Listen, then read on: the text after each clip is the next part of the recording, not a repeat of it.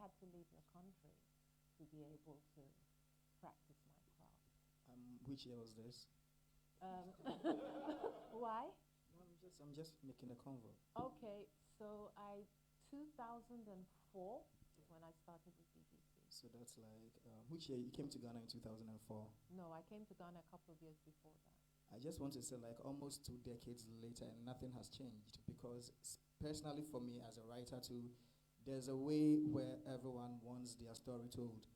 You get people tell you, like, the story has to be told this way because this is our culture, this is everything. But then, moving on, I believe that our culture has evolved as a people. Culture has to evolve. If culture is stagnant, you've gone nowhere. Exactly. So I think this is something I really wish filmmakers, like producers, directors, get to see this bit, because we are actually stagnant because culture really hasn't evolved. Like when it comes to film, it has evolved everywhere else, but then we are still like holding a lot back when it comes to representation of what is supposed to be on screen and what isn't. Though some of us it still feels like not finding, because you can't really work the same softwares. There are people who really want this very specific story told, and it's like, from where I stand as a writer, this is not creative. It takes me back like 20 years in time, 10 years in time. But then that's what they want to see, because over the period, like Louis said, it's business. It works for A, so it has to work for B. So that no one really wants to see what is new. Then we keep going in circles, and then for 10 years, like a long time, we always come here and talk about Love, Breeding, and African Poets, Kukran-Tumi. Like, we should be able to mention other movies that had come after that. Burial of Kojo. There is that, apart from Burial of Kojo. I would wait. All right. Let me try this microphone. A few things. I'll touch on some of the things we've raised. Yes, culture is very dynamic. And actually, it's not like we are holding on to 1972 culture. We don't actually We are know. not. The moment this chair is broken and is taken out and a new one is brought in, this building changes. It's no longer the building, or the setup is no longer the setup it was a few hours ago. So whether we like it or not, we are not the Ghanaians who would put on cloth and go to town and come back. We have changed. But like you said, we are refusing to present what we are now to the world. So instead of reflecting what we are and projecting what we want to become, we rather want to say that, oh, this is how our great ancestors were. So this is our culture. We are. That's why in the beginning I said our struggle. That's why we think the arts is drumming and dance. Yes. We do not understand our identity. Now, I am no longer the Asante Ewe Ga my great-grandfather was. With the introduction of the white man on this soil, now I speak English maybe more fluently than I would speak my Infante, my neighbor's Infante. So which one is my identity now? So we are new people if we accept who we are. And this is just an example. The language bit is an example. Don't pick up on just that. If we accept who we are now, we can fully express that to the world. That is what people want to see, not necessarily fake marks that I don't know where that came from. Now, Ghanaians, I watched some of the late 2000 movies and then a Ghanaian chief, a Asante chief, will wear some hat, be holding some staff, will be Nigeria. Exactly the point. So we are so confused.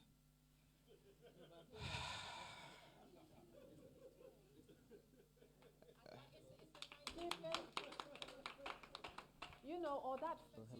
Hello. Hello. No, I really feel like when it comes to filmmaking as well, we Ghanaians, our form of storytelling in general was theater. Who migrated from theater straight to the screen. If I'm going to go on theater and have that on, they feel like screen, it also needs to be had. But then that's why we need more education to bridge the forms of storytelling. If this is okay for theater, it's not okay for screen. And it also comes in. But I mean, just even the structure of the screenplay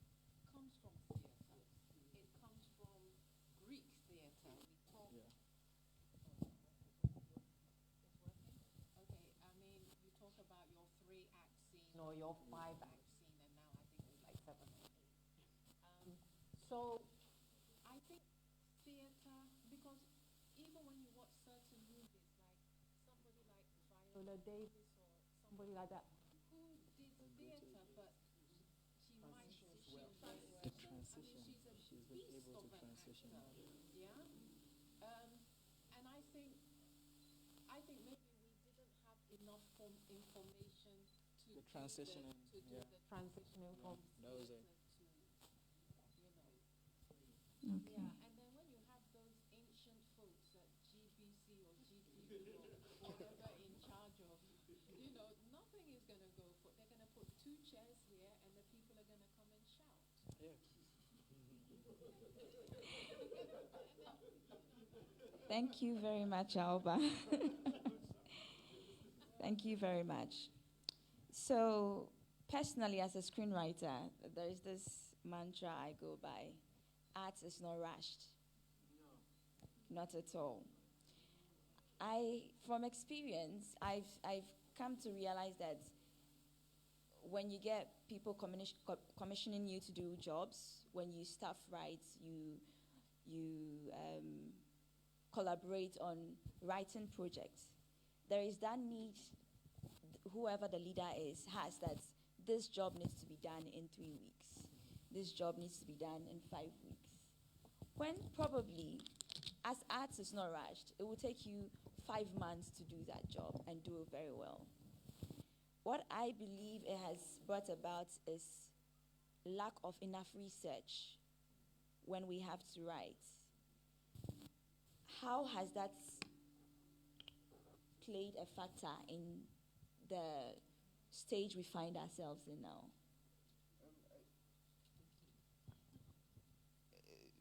You see, as creatives or as artists, sometimes, 90% of the time, we do not wait for a commissioning before we research.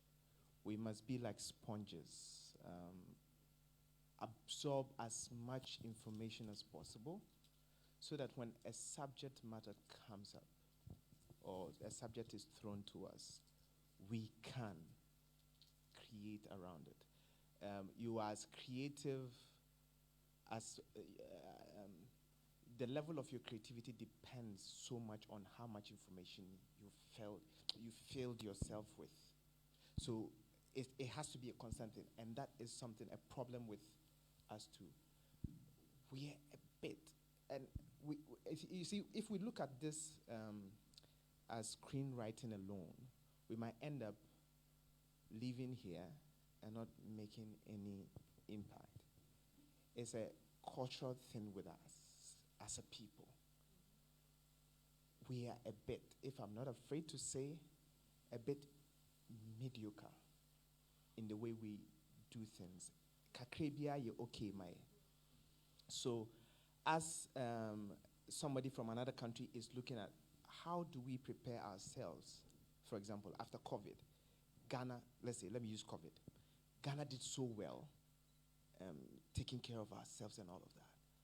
Instead of positioning ourselves well, that yes, we've done so well, let's position Ghana to recover first and start becoming the solution to Africa, the rest of the world. Okay, we are okay because we are satisfied as Ghanaians. We do not always want to reach out and take the world. If I'm not afraid to say again, I'll say then we will sit down and somebody else will come and conquer us and make us slaves again. And that is that we are okay. We will make ships to venture into the world to discover. So they would make ships and come and take our gold. And it is the same with our writing. So we are not writing to feed the world. We are okay. Now that social media is booming, YouTube is booming, it is okay. If I get out, I'm a celebrity. It is okay. So it comes down to you and I, what we will do today, living here, that we will pledge that we will make the difference and see that now the world is our stage with Netflix, with all the platforms available. There is no limit. If you're a writer and you are writing and you are struggling, you are not waiting to pitch to, a big studio. It will take you 50 years, and you might not meet an executive. You have friends. I just saw Senior Vincent. I saw GH Media. You have a good script. Practice makes perfect. I have a writer, my chief writer. He wrote a series, and I was telling him, this is too much. It would be difficult to, shoot. He didn't understand. We fought and fought and fought. Then when he came on set to witness the filming, how actors were struggling with the lines and how difficult it was to execute. Oh, now when he writes, he's so sweet. But he learns the lessons from those punches we all received on set. So practice would make us perfect. It's also like super important that he actually learns, because some people will not learn. You talked about the fact that we're comfortable. I think for me, one of the biggest challenges is the lack of cooperation, the lack of teamwork, that attitude of it's not for me, or I'm putting in effort for somebody. And this cuts across the board. It's not just in filmmaking, it's, everywhere else. I tried an experiment. Somebody asked me to write a script for him. And I said, let's try collaborative effort. And we got like 6 people who apparently were writers, apparently. Because there's also the other thing, being able to write a book or write an article is not the same thing as writing a screenplay. A lot of people don't even know the difference between the types of writing out there. So you get somebody, oh, I'm a writer, and they will throw something together and somebody will make it. And the person who's going to say to you, well, actually, dude, it's going to take like 6 months to research this and maybe another year to write it. And they're like, what kind of writer are you? I've come across a lot of that. I'll give you a little anecdote. So this Ghanaian guy who lives in the US comes to Ghana. He's heard of me, and he wants a movie about Yasantua. I go to the British Council, Institute of African Studies, and I go to meet the current Yasantua, and took a trip also to Ejisu and interviewed people and blah, blah, blah. But I realized that for us to do justice to this, we needed to do a lot of research in the UK because they have the information.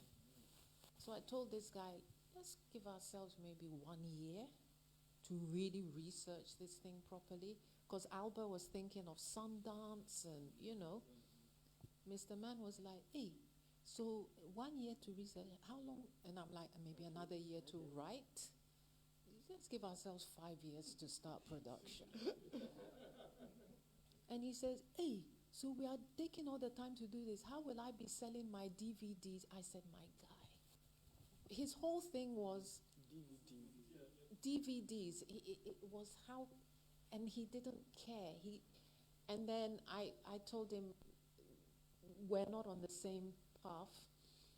And then a couple of days later, he came back. I won't mention the name of the person. He's somebody big in the TV and film thing. But he came back and he said, oh, this guy says he can do it for me in 3 months. And I said, go to him. And there were people who will do that. They will pander to the client because, once again, it comes to money, as opposed to, I am not putting my name to this thing. Thank you, Alba. So screenwriting encompasses all aspects of entertainment. It's basically the blueprint for all and different parts of audiovisual content production. How can screenwriters carve a niche in this big but yet small industry? Joe, can you take it first? Hi, hello. Yeah, so personally for me, I am one of the few fortunate ones who, before I could call myself, hi, hello. Yeah, I've been one of the few fortunate ones because I didn't even consider myself a screenwriter. I just published like short stories. I had a blog I used to run. So I had published a story one time, and this producer reached out to me, Kafui Danku. She reached out to me. She's like, can you take down the post? I think I want it for a web series. And I'm like, oh, okay. And around that time, I didn't know how to write a screenplay. I had never written a screenplay.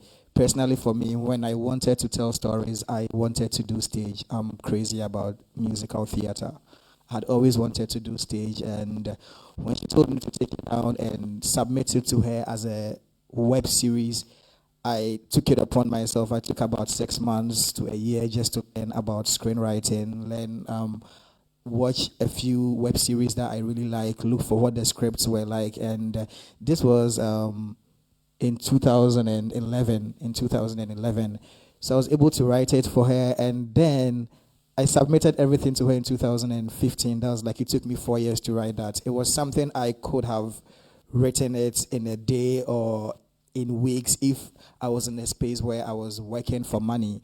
I was young. I was super excited that my film was gonna be made, my story was gonna be made into a web series. Just the idea of that was like super exciting. I was in uni and all that. So she finally made the film last year. It took her like also about 6 years to make it, and I cringed. Like I didn't cringe at the story was just there, but then my social politics as a human being has changed. What I believe in as a human being, it's been 5 years. I do not think the same way. But then it's just like every filmmaker, every screenwriter has like stories or films that they see they are not exactly proud of. But then, interestingly, looking back, I wrote that 6 years ago. How many people, how many young people in, I wrote that before 20, how many people before 20 were writing like a whole series of TV for TV shows and everything. So for me, I happen to have worked in the industry, and working with her, I had had people recommend me for jobs before I could call myself a filmmaker. People hit me up in the emails. People hit me up because based on my social media curation, Twitter especially, people thought I was so funny. It's like, oh, you should write for TV. And I started thinking about it. Okay, this is something I would like to do. And then I went on to write as a ghostwriter for some producers, and there are times that I go to the editor's bench to watch the final cuts before it hits the cinema. I've had movies at Silverbed that I'm not proud of, like, so I just go like, the premiere is tomorrow, can you just take my name off or something like that. But then later on I realized I was being too hard on myself. I didn't give myself the opportunity or the chance to grow. People need to see you and see your work in 2012 and realize that, oh, okay, there's difference, there's this sort of progress. But I lived in a space where I never was confident about the kind of work I was putting out. And then the more like reclusive I tried to get, the more people reaching out to me to write for them. And I was like, okay, fine. I've seen all the films in Ghana cinema. I've seen all the Ghanaian films. They are nothing more than what I write anyway. So there is something I'm offering these people. And then from there, I found myself in a space where people come to me for jobs. And like when you come to me and it's something I really cannot do in this very moment, if you give me 3 months and I don't think I can use 3 months to write, I just go like, bro, maybe you should check out the next writer. But there's a way to go about it, which I feel like more people need to learn. I should be able to turn down a job without making it seem like I don't want to work with you. I'm open to your next project, but it just so happens that this very minute I'm currently unavailable. So I feel like one thing that screenwriters need to also learn is communication and responding to emails. Most Ghanaian producers will have you sending them emails and having to call them to check their emails, which is very tiring. I don't need to send you an email and call you to check your email. I don't need to send you an email and then having to like send a follow-up email. If you receive it and you can't really respond, thanks, I'll get back to you later. But then one of the things is that as a screenwriter, you need to really learn like all these things, and these things are not something that you can really be ready to learn. We do not have enough mentors. We do not have enough people to hold your hands through the door, because the people we looked up to, the more you grow, you figure out they are trying to enter the space themselves. So there's that. Okay, thank you. I would, when you were talking about your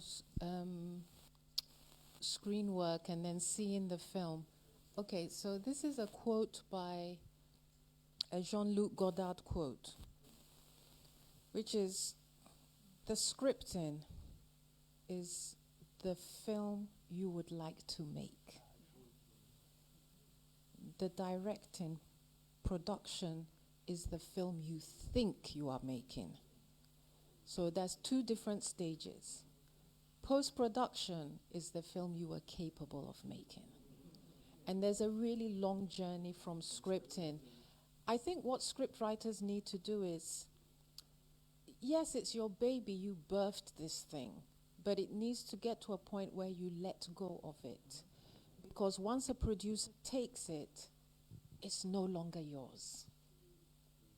It's no longer yours. And so, like when you said, like, can you take my name off it? I'm like, you know, it's out of your hands. Because a director's going to do with it what they want. So when the film is crap, it's no reflection on you. But then I'd always like to believe that I'm as good as my last job. My next EP might be in the cinema hall right now. So like for me, I just look at that as well. But later on, I just realized it was naivety. It was just getting into the industry. It was just getting into the industry, like, and I was still learning how things were working.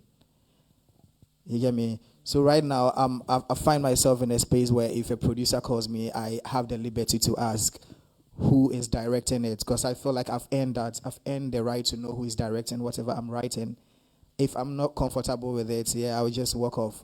But I think a producer in that terms, because you do have where screenwriters are brought on set to help with the, with the situation and the interpretation. So, I think that works really good. this is Ghana. First of all, we're balling on budget. to bring a screenwriter on set. I mean, you are fighting with these people to actually get you your fee. But then this is the thing. If your work as a screenwriter is so important to you, then I, Alba, would offer my services for free and be on that set. Because even while you are on set, as a screenwriter, you learn so many things. That's true. Because you're learning how this thing that you've put on paper or in words, how it's translating into people moving within spaces and somebody's vision of that thing. So I think even for you to say, you know what, I don't want you people to pay me. Just feed me when I come on set and go there and help them, Do that if you're watching this. I agree with Alba. I don't know if any of you have heard about the film Azali. I wrote Azali. Yes. Yeah, come through. Thank you. So, in finishing with a script, we had about 5 drafts by the time we were done. It took us about 8 months. The director, Kwabna Jansa, says to me, I would want to change my AD, but I know what you're worth. I can't pay you. Would you be my first AD and take some peanuts? I said, okay, because I was looking at leaving my baby in the hands of someone unknown, and I just couldn't deal with that. So I agree with Alba that sometimes let it go. Sometimes let it go. Back to carving a niche in the industry. How does networking factor in carving a niche? First of all, you just want to be known for something. So you want to occupy a certain space and do well at that. And that is basically carving your niche. Every writer has a voice and a story that from childhood it haunts you. A kind of stories that would haunt you. When you see them, it tickles you. So you are very likely to excel in those areas. But when you bring in commerce, you realize that sometimes the paths that call us will not feed us. So the artist is then now torn between responding to the call, paying the price. You receive the crown, but sometimes the crown not reflect in your pocket. Or being a versatile writer so that you can do the come and then do your art, your true calling. Some have found a sweet way of combining the two. Some have even gone as far as learning to themselves translate the material they put on paper into the final product. It all comes down to work. But we want to, I am a writer. I don't want to have anything to do with camera. Who would contract me for my next big job? In the real world, it's different.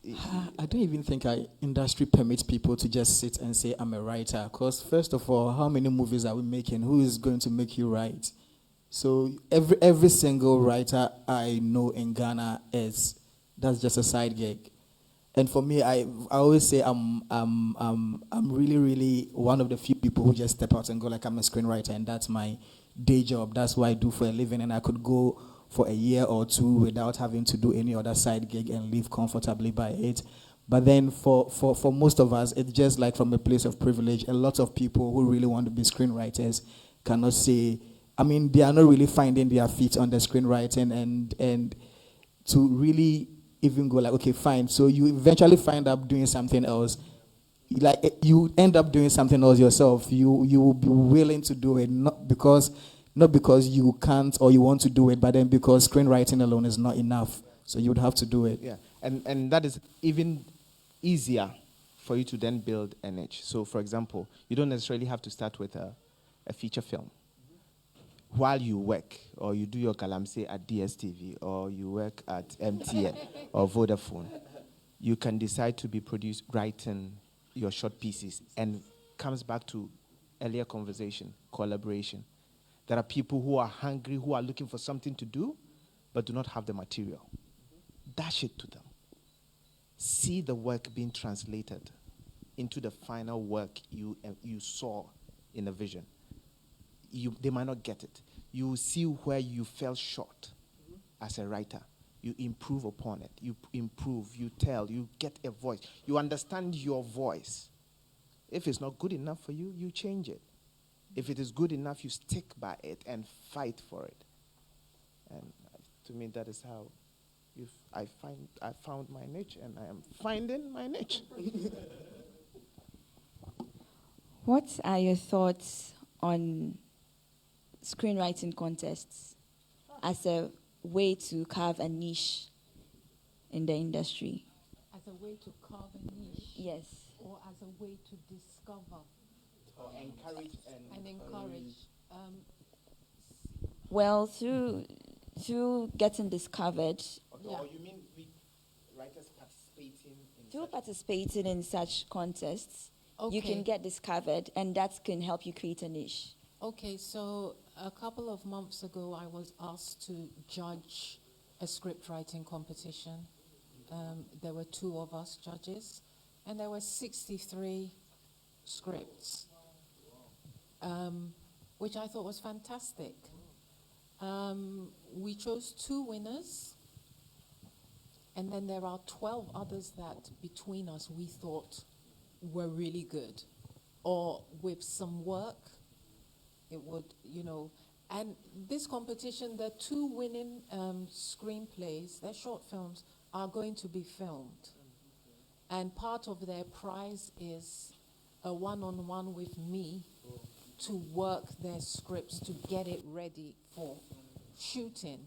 And I think if these things are out there, yeah, it might just be 2 people, but then we're also having a workshop for the other 12 writers to get their scripts to a point where they can say, yeah, I'm ready, I can go and find a producer for this. So I think those things are important. We need outlets. And then also, when you live in a country where it feels like everything has to be done through who you know, or you got to have a connection here or something there, it's good to have things that allow you to just shoot your shot. Let me enter. Let me see what, comes out of this. I think it's important.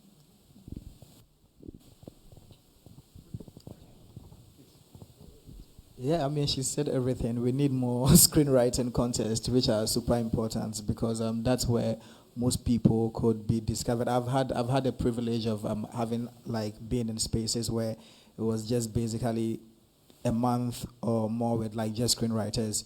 Personally, I had like a few training at the Africa International Film Festival, which was beautiful. Being in the same room with screenwriters from both Francophone and Anglophone Africa, and you realize that at the end of the day, you all tell the same story. It's the way I'm going to tell like a love story is the same way the Francophone guy is telling the love story. Like it's not, we feel the elements in there. But then one thing about these things are though, it creates a space for collaboration.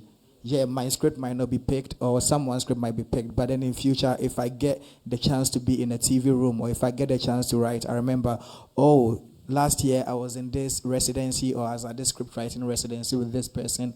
So it's a sort of collaboration. I feel like with these things, the end goal is not, it's best when you win, but then the end goal is that it doesn't end when you don't win. It's just a matter of collaboration and we need more of that. I would be really, really be happy if I'm able to like collaborate with more writers. But then, and I'm sure if we had like these residencies in Ghana, I might have like a lot of writers in my call log like, yo, what's up, what's happening? But then irrespective of that, I still go out of my way to look for other writers. It's like, which is very good, but if you're not careful, then it becomes like raising architects without raising masons, foremen, the carpenters and all of that. So they will come onto the market with amazing, mind-blowing plans, designs, and it will stay on the paper. I'm making a point. I'm making a point to the theme for this whole film for jobs. If we really, as a country, as an industry, really want to fix this, then we need to look at it holistically. Fixing the ecosystem should be the priority. Yes, for this room, the priority here is script writing. But yes, in looking at it, if there is anything we can do, we have to make sure that at the end of the day, those 50 others who were not picked, for example, should have a space. Even after their works have been, the writers have been helped, they've been polished, and all of that, their material, where do they take them?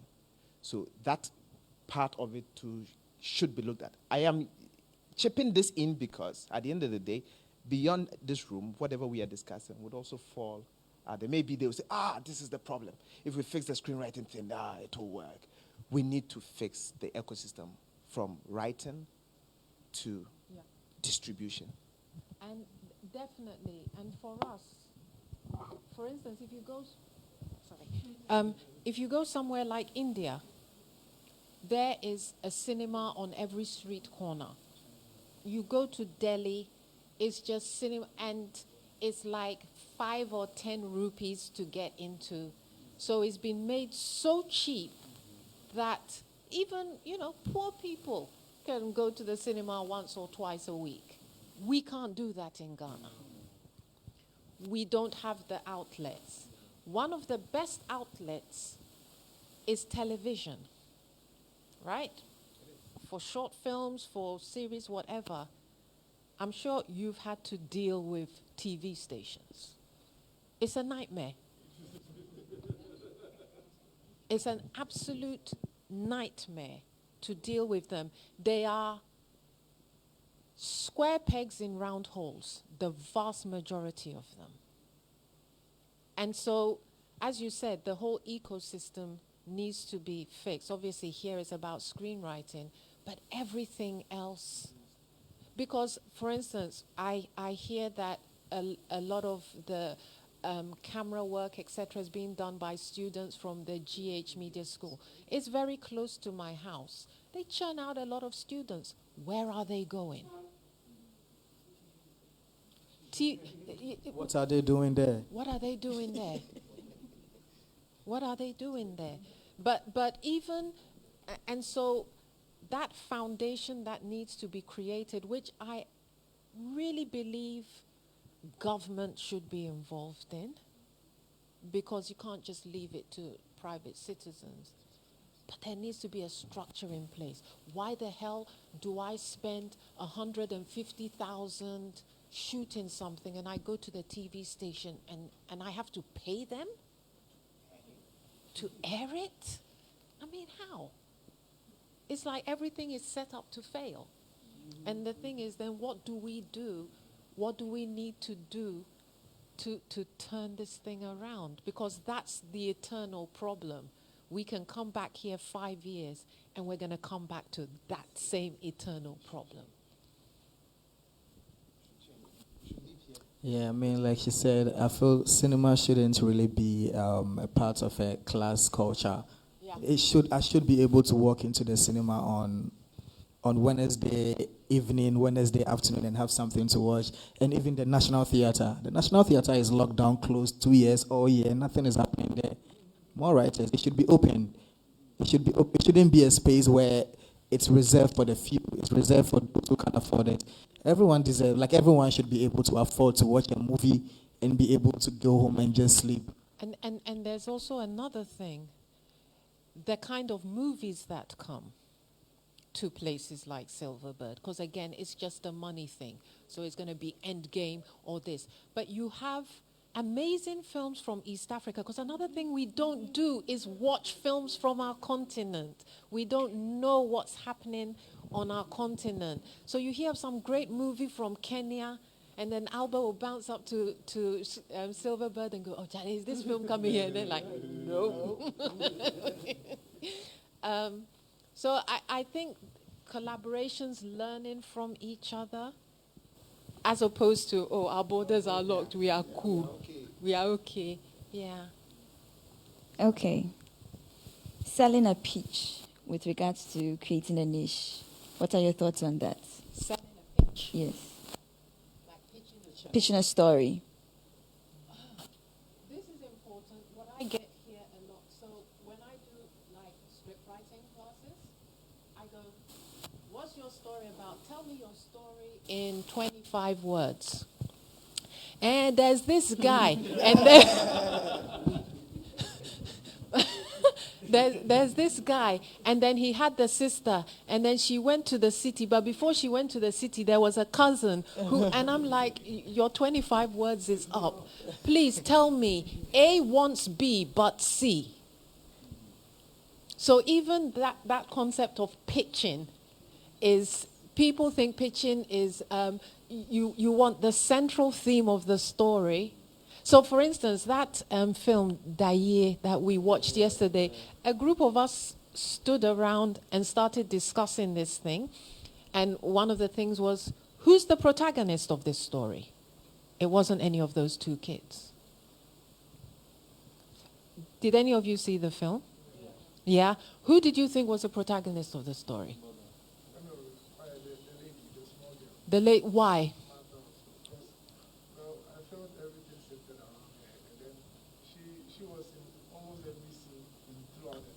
Okay, so that's not a protagonist.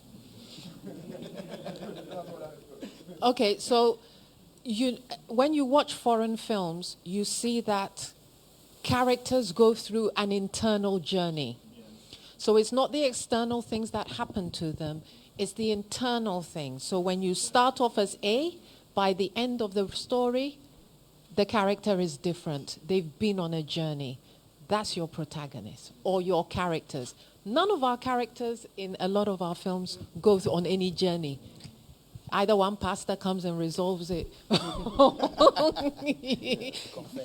Confess or whatever. So I think pitching and learning to pitch and learning how to give the essence of your story in as few words as possible is an important art to learn.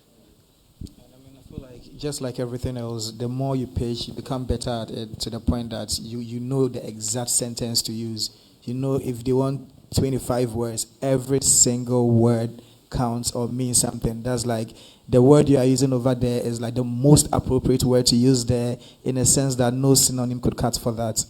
So the more you do it, you just become better at doing it. Or you can take a Shonda Rhimes masterclass. That cost a few dollars, though. Cost Do a few that. dollars, but she did this whole thing on pitching, and she's like, this is a phenomenal something of no, and you don't know what the hell she's talking about, but it sounds good. I think I am, just to add a little, fortunately for us, we have so much information available to us as creatives. If you want to pitch, you need to learn how to write a log line, for example. And what she's talking about, before you approach anybody to present the log line to them, you embody the hero's journey. So as you are dropping it, the person now wants to be the hero, feels for the hero. We all have that. That is our lives. You started from primary school. You are trying to become a screenwriter. All the hurdles till you become a writer. And now you are sitting here and you are saying that now you can tell them that who is directing. Now he has changed.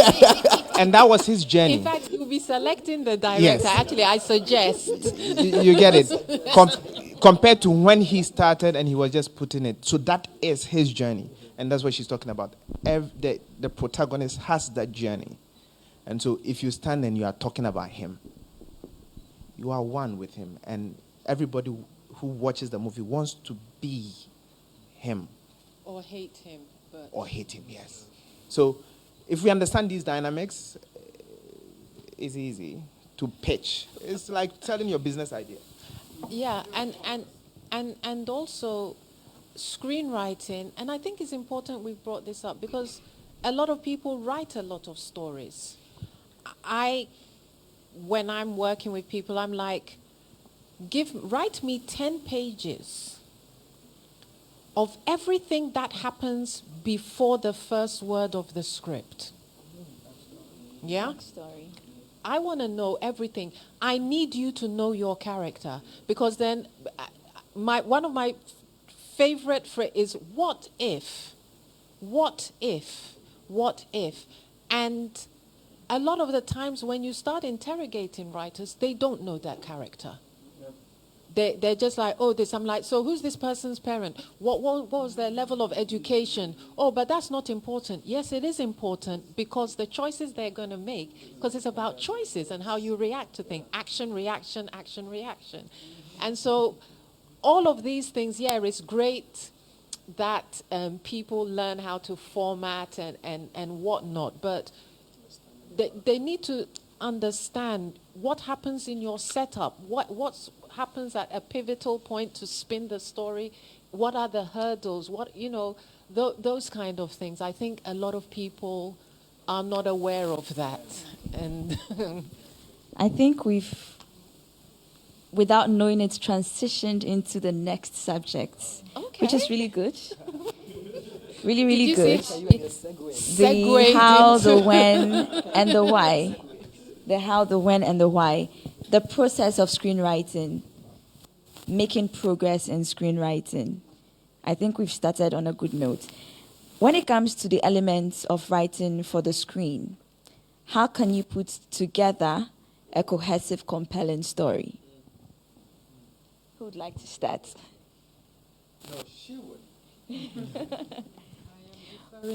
When it comes to the elements of writing for the screen, how can you put together a cohesive, compelling story? For me, I think that the most important thing, and every storyteller from writers to directors will tell you, is the goal you want the lead or your hero to attain and then the obstacles you throw their way. This is the technique for me. Finding the inspiration to tell. So you need to know your destination before you start the journey. Yes. Okay. So this person is supposed to kill Thanos. But before he kills Thanos, he will go through A, B, C, lose his mother, lose his father. And all those obstacles we put on his way aid in the transformation. It pushes him to the point where he gives up. Then we drop in some magic to bring him back up again. And then he's no longer, because he died, the Bible says the seed has to die before it becomes a tree. So because he died and he's now coming back up, he's no longer the seed. He's now a mango tree. He's a different person. And now he becomes valuable to society. That is, if we are telling the positive, we are not doing a villain as the protagonist. You know, Thanos is my favorite. But you see, so it comes down to that. Then after you have really established the obstacles, the character, the lead character, the obstacles you throw their way and all of that, what I've come to enjoy doing, and I loved it when you mentioned Godard, is we don't like experimenting and playing around. I read Michel Foucault of Other Spaces, playing with space, and that's what they do. The West, they do that so well. They play with time and space. We just tell the story. So how do you engage even the art itself? I watched Kokwana say when Mami Dokno was telling the story, how she would break the character from the storytelling and then engage with the audience. And how do we bring these elements into the world of our storytelling to make it beautiful, to make it more artistic, to have actually a philosophy. And these things will not happen. It comes down to the ecosystem, intentionally deciding that we want to build something. Yep. And then all the elements will come together. If not, you are doing this, you write the script that way, that, over here, the character 10 looked into the camera and said, somebody writes that in What? the script? what nonsense is that? Turns the camera. You get it? So, but if it is something that What nonsense is that? the ecosystem now agrees, and it comes down to the institutions also. If it is something from the top, government, and it trickles down to the institutions, there is a philosophy, an agenda. We want to build this. We want to compete with the rest of the world. We want to excel at this. We want to be number one in Africa. Is this too difficult for Ghana to do? Become the number one film producing country in Africa? No. It's not that. We give ourselves 5 years. We can do this. Even 10 years. We will do this. Okay. It was like, You want to add something, Alba? I'll be thinking Okay, about let's move on then. A sense of Yes, I do. Alba. Okay, go ahead. The other thing about writing is I think there's also a lot of fear, because there's a time when your character takes over. There's a time when you are not in control. And then, because whatever your character's doing, because remember, we also all have moral judgments. And you write in a way as if this story is representative of me. And because I won't do this, we superimpose this on characters. You have to be vulnerable enough for the truth, to come out. Because if not, then you're just basically forcing things to happen. So we had, in Story, we had a situation where a character... Okay, I just want to give you a little foundation of this. This was series written by 12 writers. The youngest writer was 19, the oldest was 65. 6 women, 6 men, with all religious backgrounds, ethnic backgrounds, whatever. And we came together to write as a team. And so we had people with very strong views about, very strong religious views. Some Muslims who would hack your head off if, so we could spend like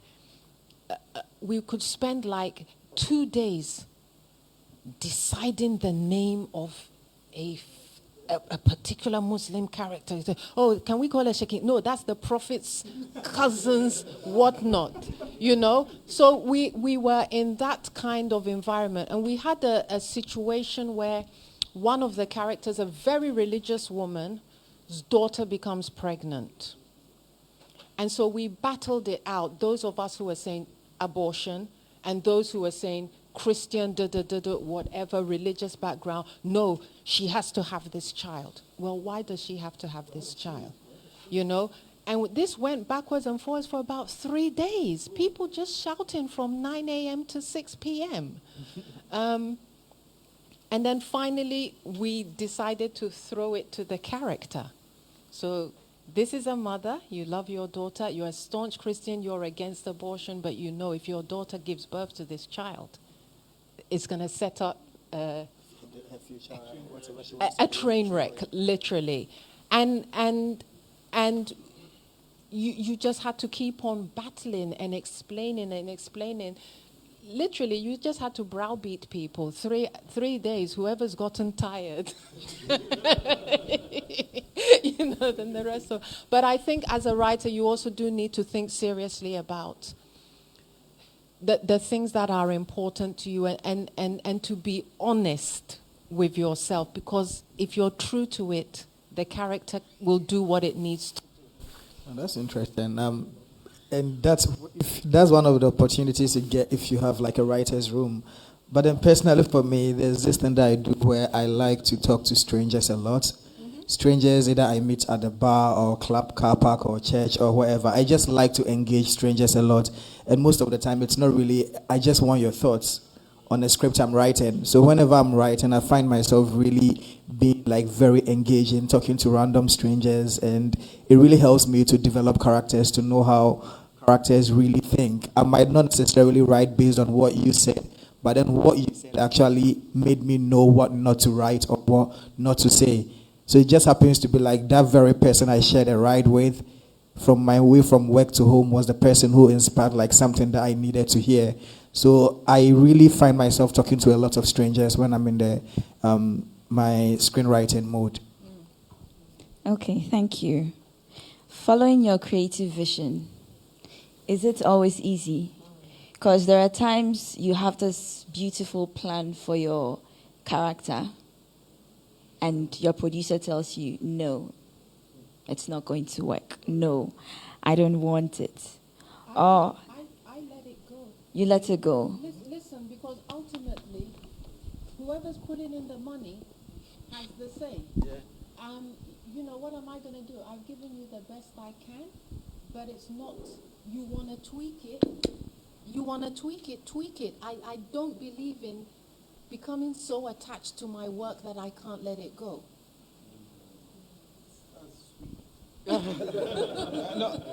A lot of writers haven't gotten matured enough to understand that it's a collaborative work, like you said earlier. You put down the plan. Unfortunately, it's not like architecture, putting up a building. It's not like that. This is art. So, as you are telling me the story, the pictures I'm seeing in my mind's eye are totally different from what you got when you were writing. And I finish and I give it to the art director. And how he's seeing the set and the costumes and the props, totally different. Then the cinematographer is seeing. Then the editor, as he's watching the rushes, he's like, oh my God. No, let me put this here. Oh, no, let me just oppose this to the... So you finally go to the cinema and then you say, oh no, this is different. But a matured writer would understand. And sometimes, even though we fight it, I've been in cinemas with writers who were fighting, and now they see how the audience respond to the final work, and they are ashamed, and they are like, yeah. No, but I wanted him to add this. The truth is that the audience do not know what they were coming to see. No. But then we had seen that, like the audience do not know what. That's the beauty. You see, they were coming in to see. The audience. You see, it is not art until it is consumed by your audience. So if they engage with it, they also put their twist on it. He's going home to tell a story. Mm-hmm. So the story is never complete. It keeps going on. 50 years' time, he will tell his grandson, who will pick that same story and remake it in a different form. It won't be yours. The stories we are telling are stories our fathers told us and we've watched and are coming together. Isn't there even supposed to be only really 7 or 8 stories in the world? There is one. And so I'll give you an example. So my mother came to spend a week with me. And she loves Nollywood and our local movies, volume 50-something. And I thought I was going to go mad. And so one evening, I said, please, can we just watch something else? Please, please, please. And we watched Aquaman. And she sat there and she was watching this movie and, you know, hey, it's interesting, you know, whatever. And it finished. And I said, remember that movie we watched this morning with the 2 princes fighting over? It's the same story. It's the same story. It's just a different way of telling the story.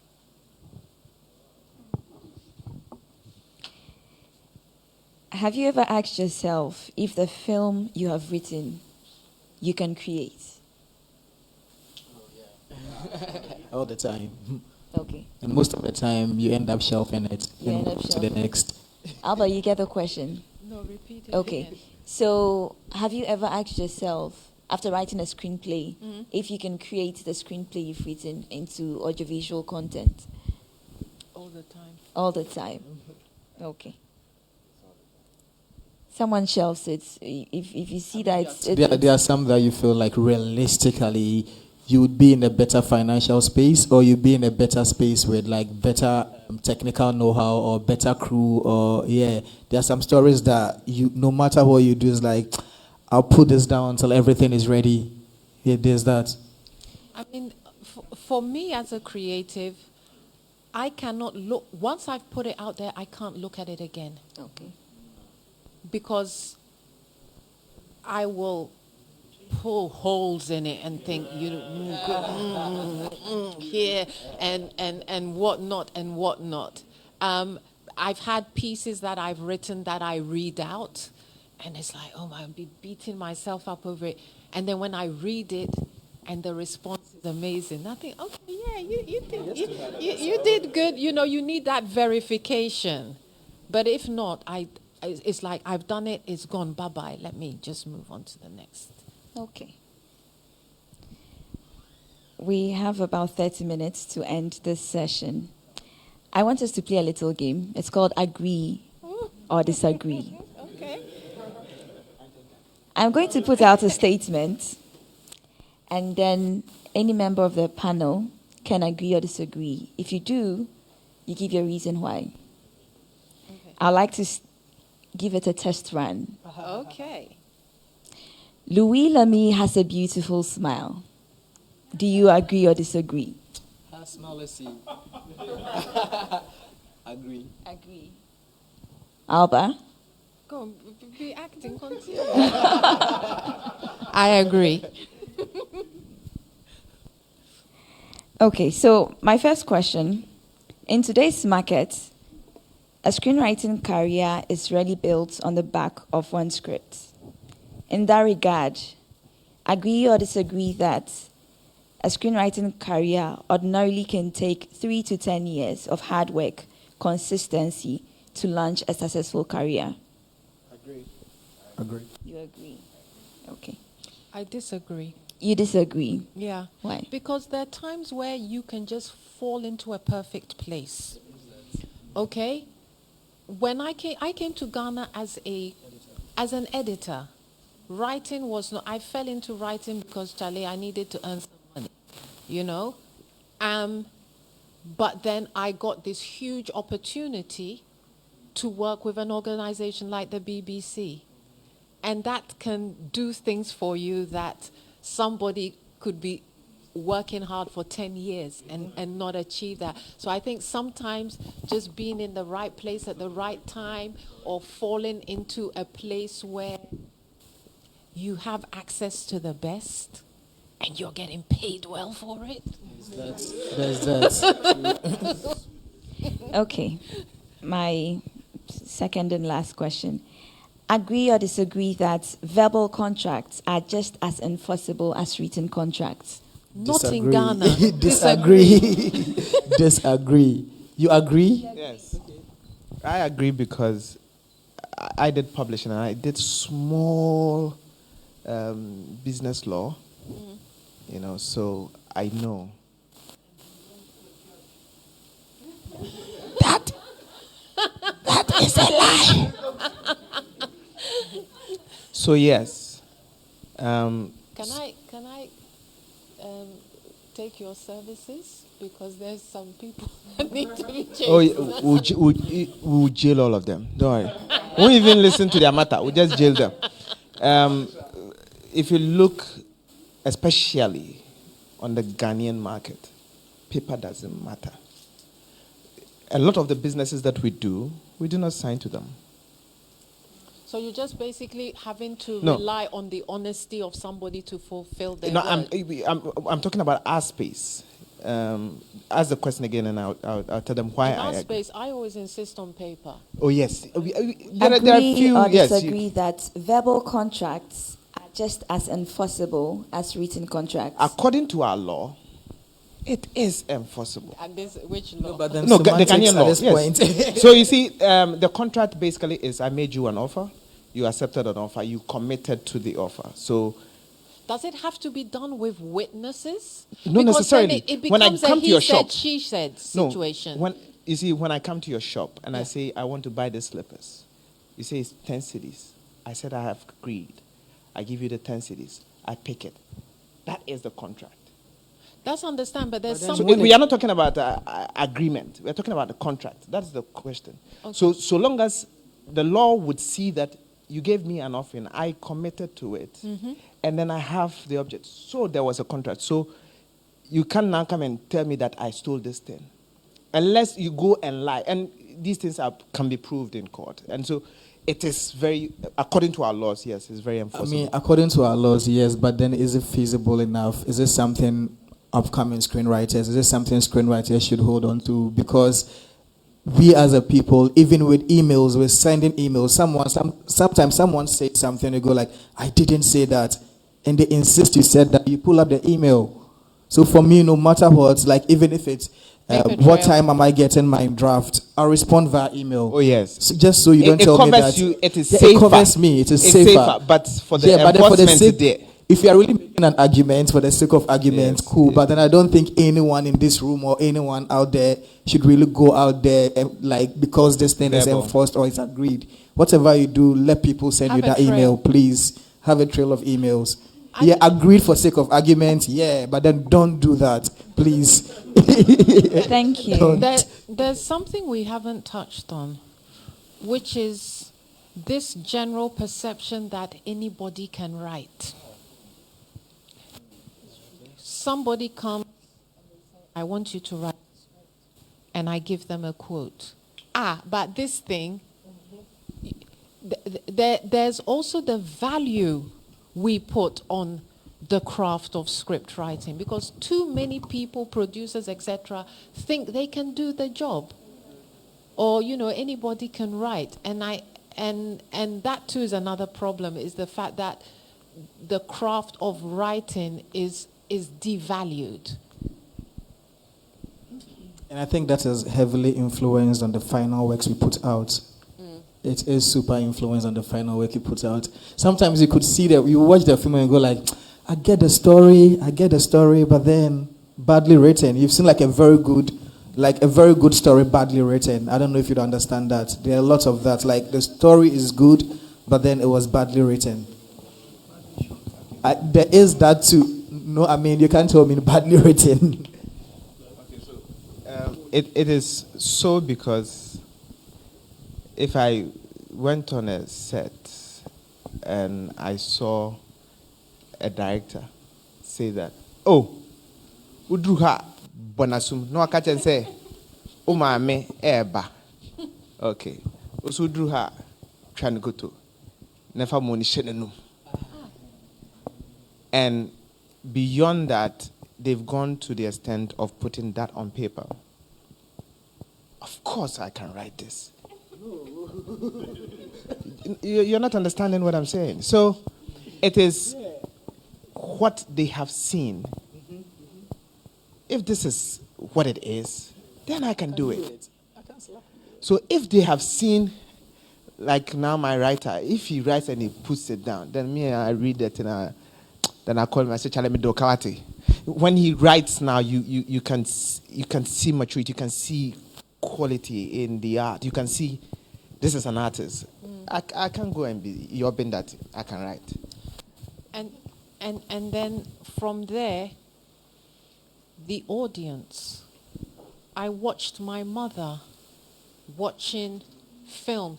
Hey, change the channel. I want action, because she wants some juju or somebody going blind or you know, or when they go to the Igwe's palace and some proverbs are thrown around. And I just wonder about the dumbing down of the audience. Because when you see a lot of the films, literally, the audience wants...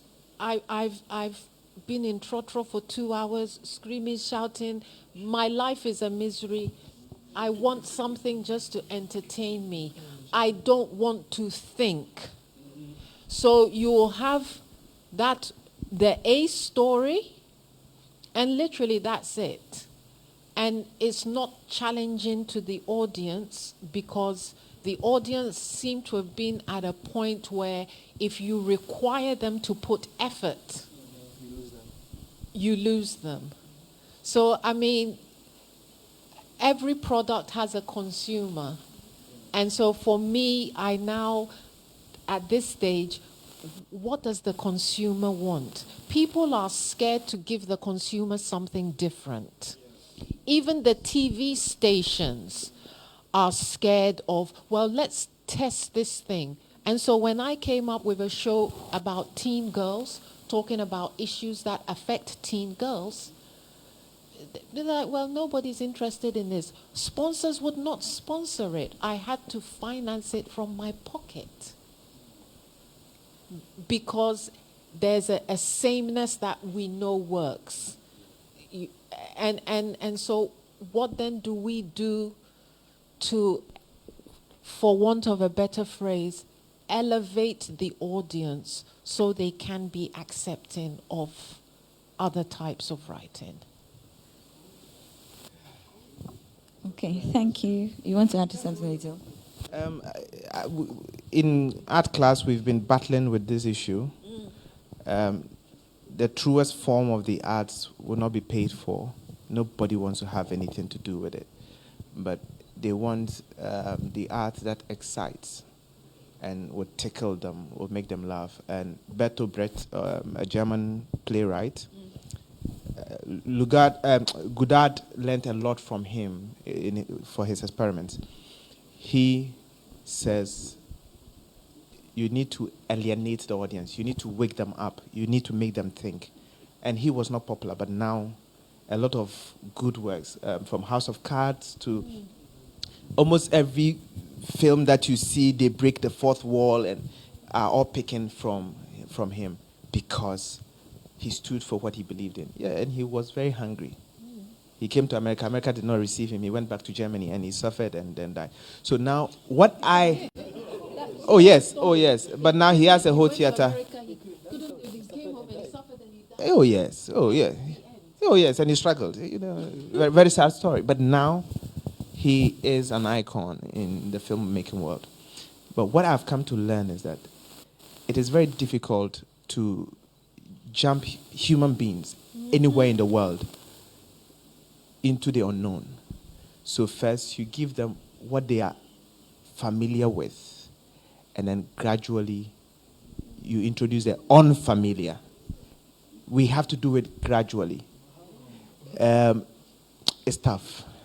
Especially in our ecosystem there. Sweetie pie pie. Yeah, they open your credit. Yes, how they come to your bed.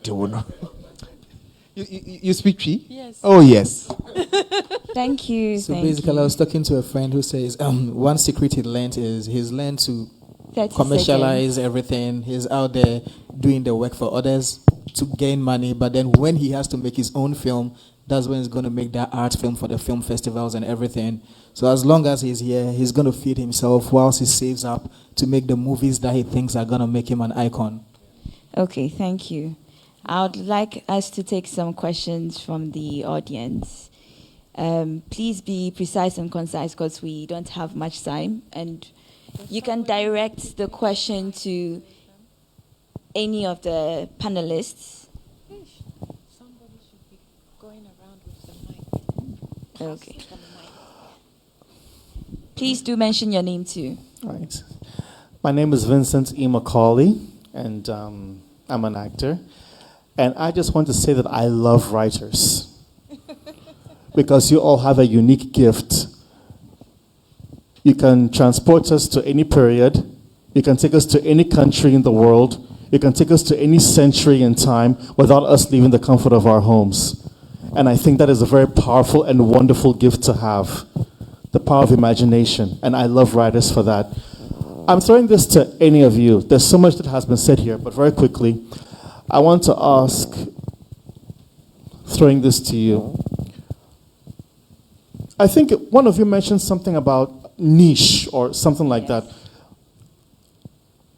Do you think that looking at our society, because we cannot look at what is happening in the West because they have a different culture, a different society, a different way of living, a different way of thinking, and pick up those and then put here. It will work. What do you think we need to look at in our own society to create stories about or different genres about that would work for us that we will enjoy and as well as send out to the world? Should I rephrase that? No, it's okay. I think there's also a thing of this idea of what is Africa from the Western perspective. If you ever shoot documentaries for the likes of CNN and co, there's a look that they like. There's even, and what CNN often does is they will say to you, can you script this for us? And you script it. And you go out and you shoot it. And then they want you to give a short list to their editor. The moment the narrative is not saying something that they want, they will then start, well, how do you justify these figures? Well, I went to the World Bank and spoke to their top expert, and they said, oh, okay. But they will nitpick everything that is not telling the story the way they want. I don't know if you remember, there used to be a TV show called Lives. I was the first consultant for that, and we traveled all around. There was always a specific look, an African look that they look for, and I think we are now also copying seeing ourselves through a Western, lens. And you're right, we're a small pond with nothing really set properly for anybody. And like, as you mentioned, it needs to come from the top. The top needs to set an agenda. Even simple things like telling the TV station, 70% of your content needs to be indigenously produced. It will help because it means now there are spaces for the work. But if they're all going to find it easier to bring in kumkum bagia and those other things that they bring in, we're there. There's no way we can compete. With our current situation, Africans love family. We are extended family, society. One, we love spirituality, Yes. whether we like it or not. We love our football. We love our politics. These are the elements that must be present for us to garner Africans around the content we create. Enough of I won't mention names, enough of Romeo and Juliet. We've had so many of that from Nigeria to Ghana, But now, if we want to tell our stories and get my mother, my son, my wife, myself, and everybody around, we have to look at these elements and make it present. The story of my mother who is selling tomatoes, not my mother, but selling tomatoes on the market. When she comes home and she goes to a church and she goes to pray for me and then gets some anointing oil and then she thinks somebody is fighting her. And then, but the struggle, the actual stories is what the other woman wants to know. Not necessarily going to the extent of a ghost coming to say that, but because in real life, ghosts don't come. But who told you? You've seen one before. I've seen people. Okay, fine. Don't you see them in the corner of the room with the cotton wool? Inside the movies, I'm talking. So what I'm saying is that we first need to mobilize audience locally. Something Ghanaians will support, Nigerians will support, Kenyans will support, and then after we've gained the base, like India has done, then gradually we can export our content and be adding on. But if we jump that today we are doing content that Hollywood will want, my mother won't watch. Yeah. So you go to the festival, hey, Africa. But you see, there's also another thing. You talk about family. It's important. There's also this penchant for negativity in our stories. The way we attack our traditions, the way one pastor has to come and pray everything away. Once we start writing stories where the journeys are internal journeys, because again, the script writers are writing where everything is about external forces. Everything is nothing is the protagonist's fault. This person hated them, so this happened, and then one pastor came and prayed at the end, and everything, resolved itself. So the kind of stories we write, the kind of stereotypical, mother-in-law who's going to come and scream. Me and my mother watched a film where this woman had a miscarriage. And here comes mother-in-law. When are you going to make me a grandmother? When are you going to... And that whole stereotypical... And that is not the reality. And so, again, it's the kind of stories. We do have the stories, but because of an audience enjoying you could write about a family that's running a business. It doesn't need to be in the house,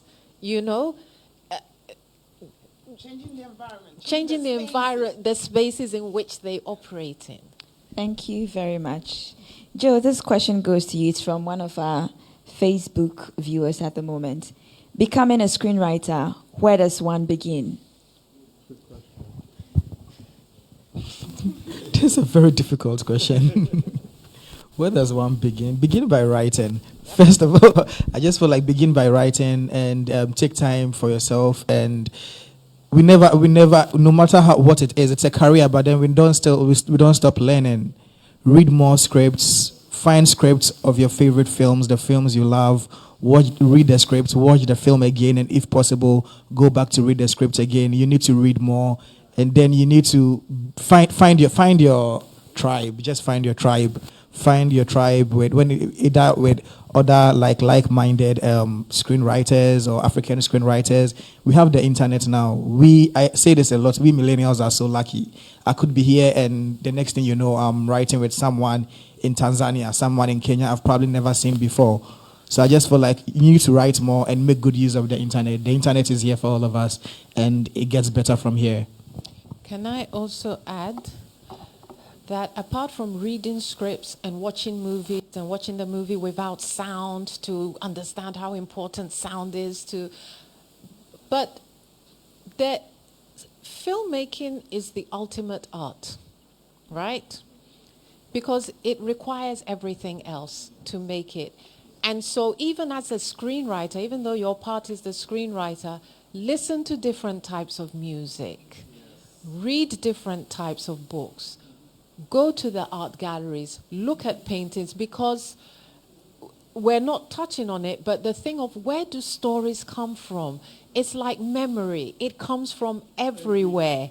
And you need to open yourself up to everything for you to get the inspiration to write stories. Okay, thank you. Do you want to add something? It's not in connection with it, but I need to say it before.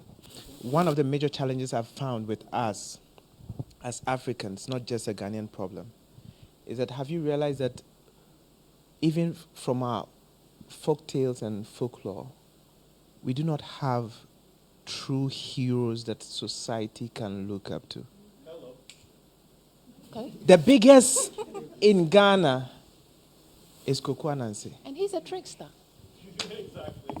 So then in our storytelling, we rather make a victim who would suffer to the very end, Then one pastor will come. and then something happens, and glory to God.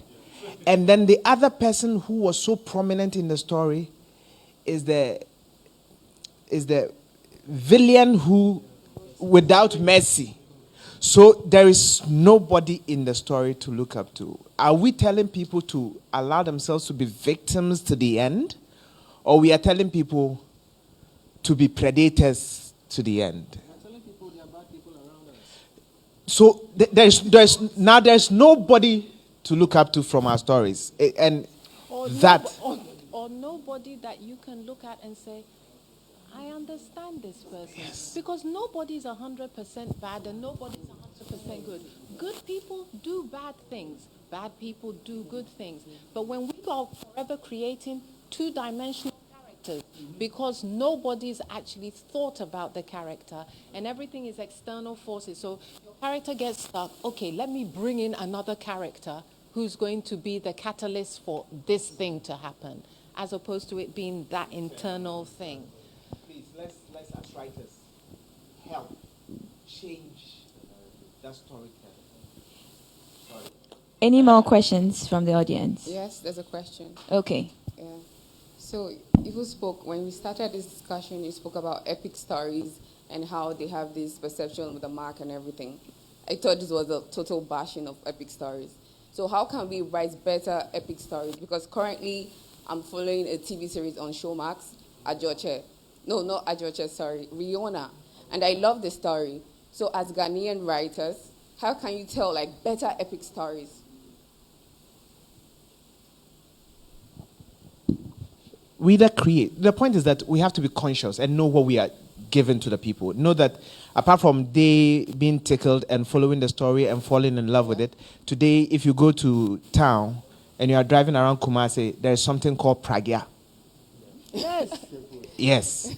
So you are leaving eternal either scars, or you are embossing something or engraving deep things in society as writers.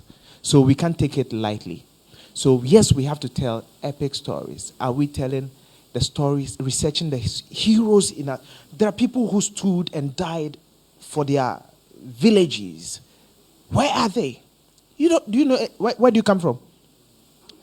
Do you know any hero from the Volta region? No, not you. I actually don't. You don't. Yes, But there are to see people. a story about it. There are people like that. You had an amazing general during the during the time of when I think General they are saying your mic. when General Wolseley was in Ghana, you know God, yes, we had I think one of the so the research we did, one of the reasons that we lost was because there was a young general from the Volta region. He was like this young, dynamic guy who was bringing new ways of warfare. And Amankwetia was very, who is this young upstart coming? So, yeah, you got somebody there. And these are the stories we need to tell. Whether we create them, we pick from what is real, adapt it, and then tell it. But the point is, we are projecting and leaving a mark in society for your children and for my grandchildren. And also, just mentioned this thing where you said, we also have this thing where the story has to be told the way we know it. And the fact that even when true stories that have been documented get turned into film, they also go through a transformation because it's a different realm. And so we also need to understand that. Okay, we'll take 2 more questions. Sorry. Because our time is up. 2 more questions. Hello. Hi, my name is Stephen. So, Alba, you mentioned initially that the role of writers have been kind of devalued, particularly within our culture. Yes, I or think that so. respect isn't there. What do you think are some of the ways in which that value can come? Because, at least in my experience, you realize that people don't even know what makes a good writer. Mm-hmm. So they lump all of us together. They don't know they are copywriters, they are journalists, they are bloggers, they are novel writers, and all of that. So they cannot understand even when a good writer is in front of them or a bad writer is in front of them. And sometimes I wonder if, just as we have in America with the WGA standards and all of that, you have a stratified salary structure, things like that, to push people into a corner so that when you meet a certain caliber of writer, you know that, okay, I'm getting my money's worth for this kind of person. So if I see Joe, he's going to charge this for this. So it's standardized.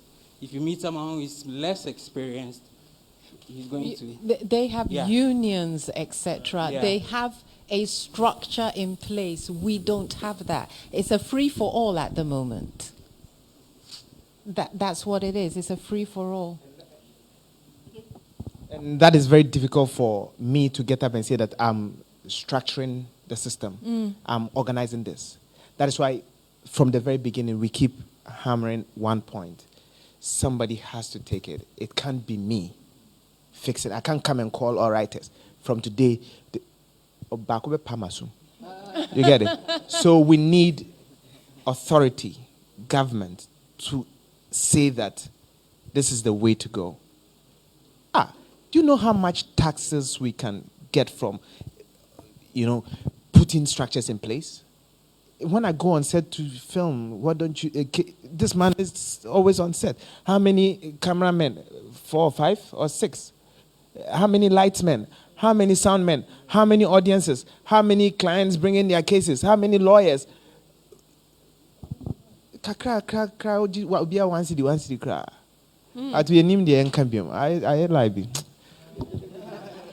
We'll take the last question. And then when we're done, you can possibly interact with the panelists and ask them any more questions you have. I'm privileged to be here. My name is Gideon. I'm an actor. But I want to know what makes you a good script writer. And also, story writing and script writing, are they the same? How different do they work? Because you go to set and they will just give you a story and they say, we'll give you the script with some dialogues. So is that what makes it a script? Sorry, and you receive this script when you are on set? Yes, and sometimes not that's what before? they do. Yeah. Yes. So that is why I want to know here. By you. So wait a moment. So you've never heard of pink sheets, yellow sheets, blue sheets? No. So what are they? What are they? Those people who work Okay, with? so Are they doing the right thing? in an ideal world, once you've been contracted to act in, you're given a script. The director rehearse with other, and then sometimes you tweak dialogue because we see, and then you come on set. Now the script that you were given, by the time you come on set, has gone through many changes. And so for people not to be confused, if Monday you come on set, you have your script. On Tuesday, you might be given pink sheets, because pink sheets will tell you where changes in the script have been done. The following day, they cannot give you a pink script because you'll get confused, so they have to give you yellow as the changes go. But really, as an actor, you should receive the script before you get on set. I understand you. So why are they doing that? Are those people movie makers? Are they filmmakers? You see, the problem is huge. It's not. They will also have very good reasons why they couldn't give you the script. You see. Give me one. No, I'm not saying me. Hey, please take your time. Take your time. Take your time. Take your time. Okay, for example, Like we only wrote it just. No. Sometimes they cast the leads. So we need Senior Vincent to play girlfriend. Boyfriend. We need Wanda to play girlfriend. Okay, so then they cast. Now the rest of them. Hey, Lightman, Charlie. You are not handling light. Come and do this one for me. Charlie, we have any shirt that can fit you? Charlie, you are the lights guy. When you come and bring 3 shirts. I'm stunned. I am so. Listen, okay. So the point is, I have not been on. The only sets in Ghana that I've been on are international productions. I haven't been on. So let me ask her a question. So why is she contributing to this conversation right now?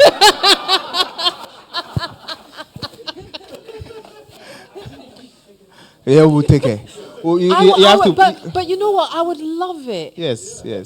You know, and then As I'm there's crying beauty, even with all these challenges, and that's what excites me when you see the people create the spontaneity and and all the juice that come out of them with good training, with good structures.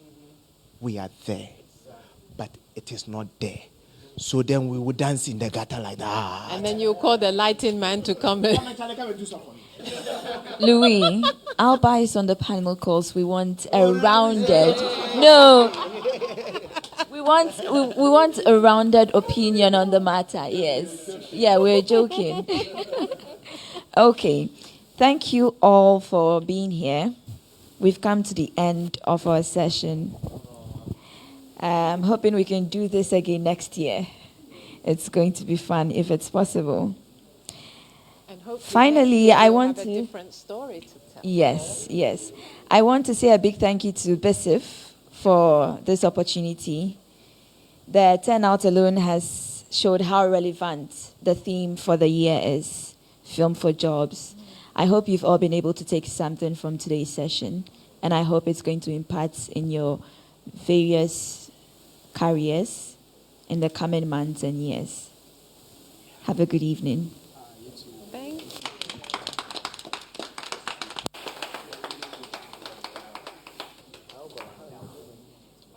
Yes. Hello, Ivy. Hello, Ivy Prosper. Hello, Ivy Prosper from Ghana Film Foundation.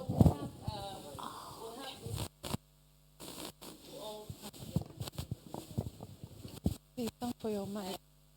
We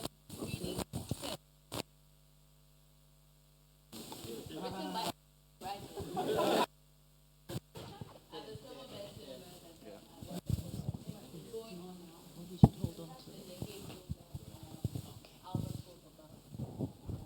in the two cinemas and other great stories. So please, as you move, please pass by or something. Okay. And yes, tomorrow we have another session. We're talking about being a woman, being a filmmaker and woman. And we are also talking about, what's the next one? Yeah, that's it, right? That's it for tomorrow, 6:30 to 8:30, right here. Being a filmmaker and woman. We have Tynell Dickens, we have Beverly Afaglo, we have Eva, one Eva lady, and then there's a moderator called Nubuke. So it's happening right here. And it's not only for women. 6:30 to 8:30. So please come, men and women, please come, even though it's a discussion about women. Yeah. Thank you. Thank you so much for your time. Pictures time.